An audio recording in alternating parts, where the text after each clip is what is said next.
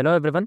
Previously we had discussed about the JavaScript shadowing and variable naming, variable scoping issues, right? So today we'll be discussing about the JavaScript functional reactive programming. And by the term, what I say reactive programming, nothing but FRP, right? Functional reactive programming.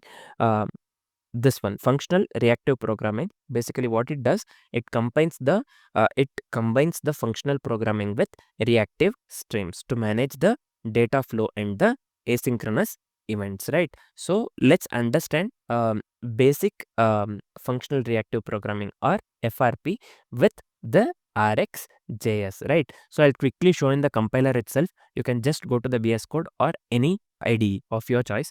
Just install and just give npm install this one RxJS or npm I RxJS. So after that, quickly create the JX file and give here suppose from event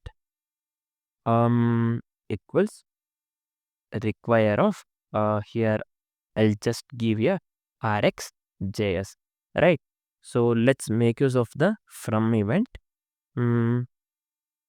Let's give here document and let's make use of the event listener click, right? Also let's subscribe here. Let's make use of the subscribe here. Let's log something very quickly. I'll just give here console log of this one. I'll just give here, in my case, let me give clicked, right? So what is happening here is from event, whatever I have given here. So this one creates a stream from the DOM events. Again, I'm telling, just write the same thing in the JavaScript file. So basically, you can clearly see the this one. And also create one HTML file.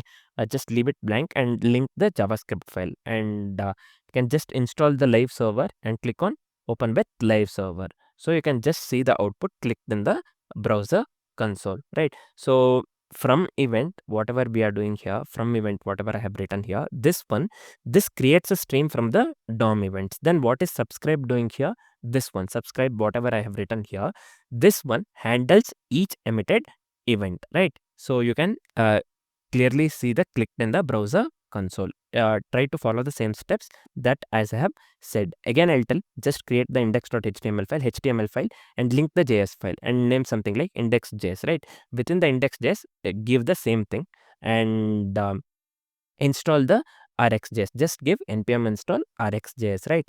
After that, just go to this one, HTML, and click on open with live server. In the browser console, you will just see the output click, right?